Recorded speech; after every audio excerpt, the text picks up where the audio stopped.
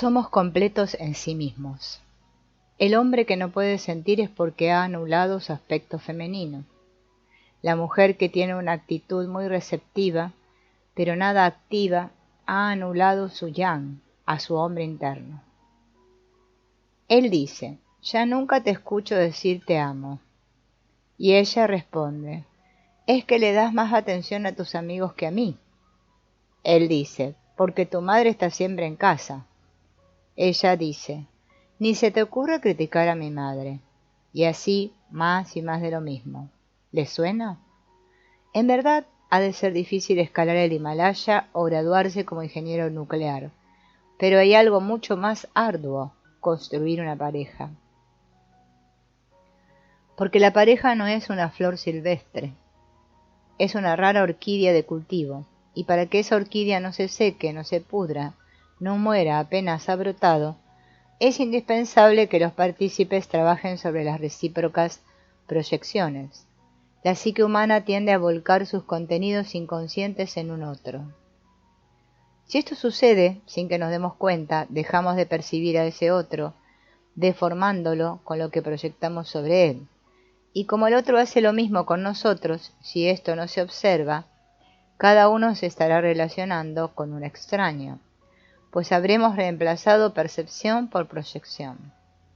¿Qué proyectamos? Muchas cosas. A. Rasgos difíciles que no aceptamos como propios, de manera que no los soportamos en el otro. B. Rasgos positivos que no nos atrevemos a ejercer y que delegamos en el otro, generando una exageración de sus dones y con ello un amor dependiente. C. Emociones que no tienen que ver con esa persona, sino con otras de nuestro pasado. De modo que el inconsciente busca resolver en esta relación lo que quedó sin digerir de otras relaciones. D. El ánima y el ánimus, modelos inconscientes, en parte innatos, de cómo tendría que ser nuestra pareja, lo cual por supuesto implica expectativas que esperamos que el otro cumpla y que el otro espera que nosotros podamos satisfacer. Carl Jung le llamó ánima al arquetipo de mujer que todo hombre tiene dentro de sí y animus al varón interno de cada mujer. Veamos cómo funciona esto. Cuando el hombre se asume como varón, su parte femenina queda relegada al inconsciente. En la mujer, su varón interno. Mas luego, al ir madurando, la psique busca volverse completa. Así, el inconsciente pone fuera esa parte relegada, de modo que nos resulte más visible y la recuperemos. El varón proyectará su ánima en una mujer, quien oficiará de portadora de esa proyección. La mujer proyectará su ánimus en un hombre. El trabajo será tomar conciencia de ello para recuperar esos rasgos propios y ver quién es realmente el otro. Una pareja externa para prosperar necesita que cada partícipe vaya tejiendo una buena relación con su pareja interna, el varón encarnando conscientemente sus aspectos femeninos y la mujer su hombre interno. Es decir, casarse consigo mismo para no exigirle al otro que sea nuestra mitad. Nadie es la mitad de nadie, cada uno está entero, pues su otra mitad habita dentro. Marie-Louise von Franz, colaboradora de Jung, lo dijo así en un reportaje.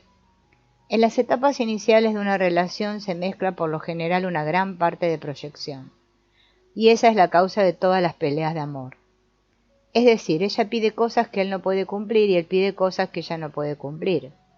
Y así, animus, ánima, chocan las espadas.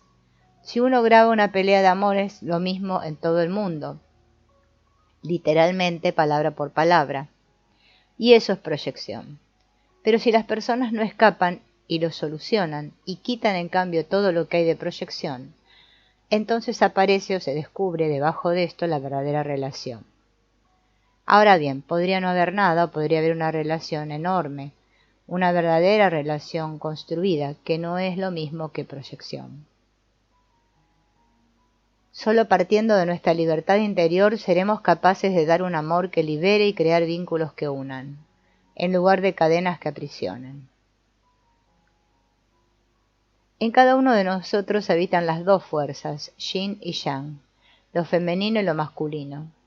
Cuando no cooperan están en pugna, y la lucha es adentro y fuera.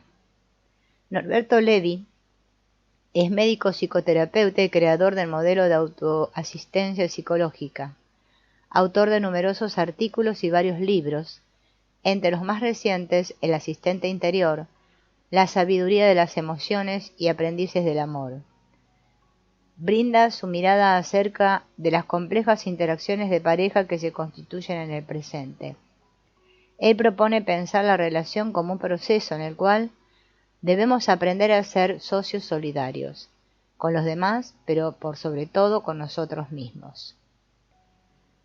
Hablando de la importancia de la compatibilidad energética de la pareja, ¿cómo entender los roles de lo femenino y lo masculino? Tanto varones como mujeres tenemos las dos energías, la única diferencia está en la proporción. La energía masculina, tanto en mujeres como en varones, es la que se pone en juego cuando tengo que usar la fuerza física, escalar una montaña, actuar sobre los otros en el mundo exterior, avanzar, penetrar, direccionar, entre otras. La energía femenina es la que necesitaré si voy a realizar una actividad que requiere de mi delicadeza, relajación, ternura, receptividad, capacidad de cuidado, apertura o flexibilidad. ¿Cómo influye el rol de cada cual en el crecimiento personal y el autoconocimiento de cada uno? El crecimiento personal se produce cuando cuento con ambas calidades de energía y puedo utilizar una u otra según lo que la circunstancia requiera. Mucha gente se apoya en uno solo de estos dos pilares. Por ejemplo, aquellos varones que solo saben hacer, hacer y hacer. Y cuando la situación requiere de ellos una actitud más relajada o de apertura, no cuentan con este tipo de respuestas y entonces no saben qué hacer y se alejan de la situación. De modo que para poder crecer es necesario disponer de ambos conjuntos de energías. ¿Cuánto influye en una relación el proceso que uno transita en la vida y cuáles son sus efectos en el vínculo de pareja? Explicaremos esto sirviéndonos de un ejemplo. María consulta porque su novio la maltrata, y en función de explorar su pareja interior, se le pregunta cómo se sentía ella cuando estaba en una actitud de iniciativa y de acción. Como si fuera quién, y haciendo qué. Y ella respondió, me siento como una ejecutiva importante dando órdenes a sus empleados. Luego se le preguntó, ¿y cómo te sientes cuando estás en una actitud receptiva, relajada y de apertura? Y ella respondió, me siento como una gorda fofa apática viendo televisión. Una vez que descubrió ambos estados interiores, se le propuso que tomara el lugar de la ejecutiva, que se convirtiera en ella, y desde allí mirara a la que estaba viendo televisión, y que viera qué sentía hacia ella. Desde la ejecutiva le dijo, sos horrible, te desprecio por gorda e inútil, y no te quiero ver. Esta desvalorización que el masculino sentía hacia el femenino dentro de ella, es lo que después ella como persona reproducía en los varones en general, y en este caso con su novio. ¿Cómo podemos saber cuál es el estado de la relación entre nuestro masculino y femenino interiores?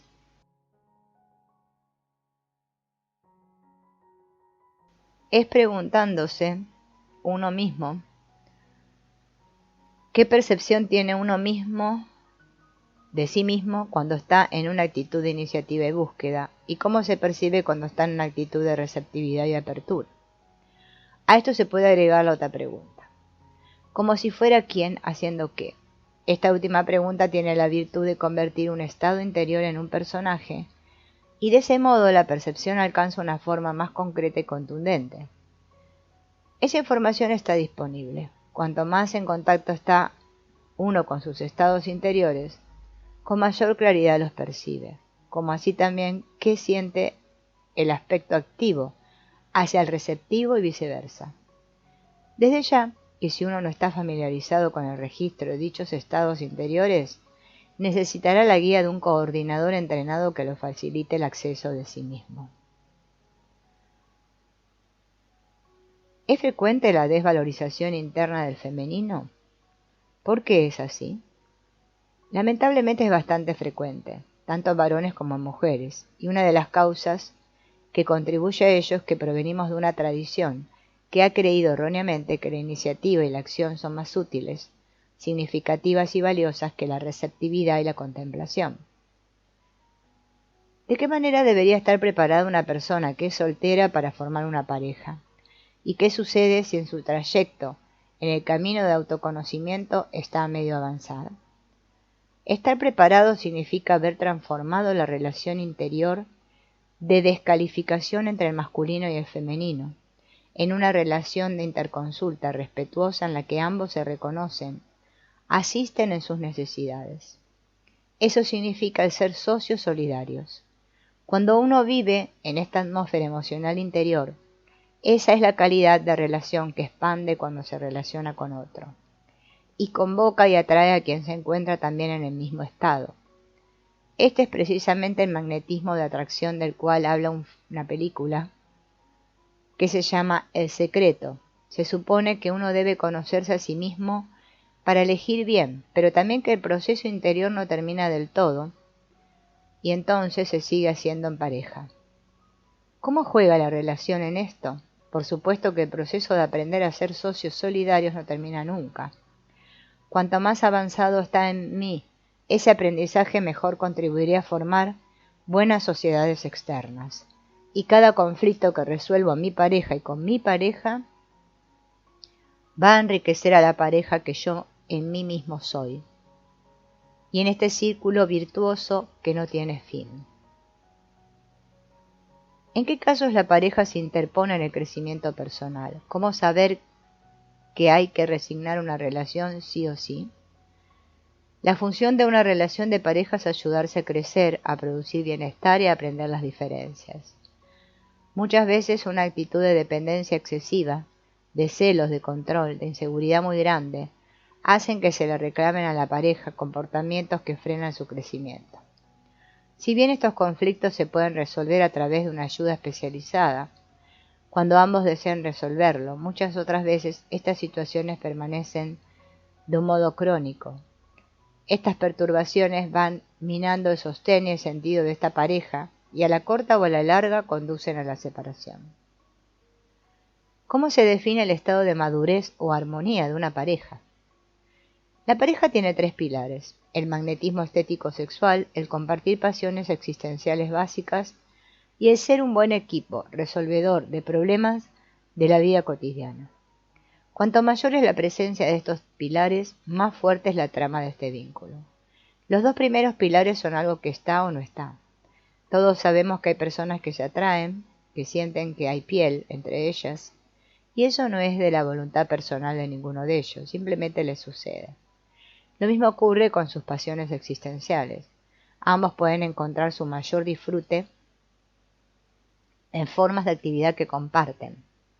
Y también eso forma parte de las inclinaciones naturales de las personas. El tercer pilar es el de ser un buen equipo, resolvedor de conflictos. Sobre ese pilar es sobre el cual se puede trabajar más.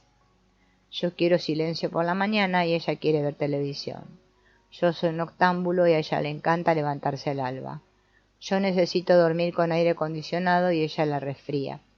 Yo necesito orden externo para funcionar y para ella el desorden es creativo.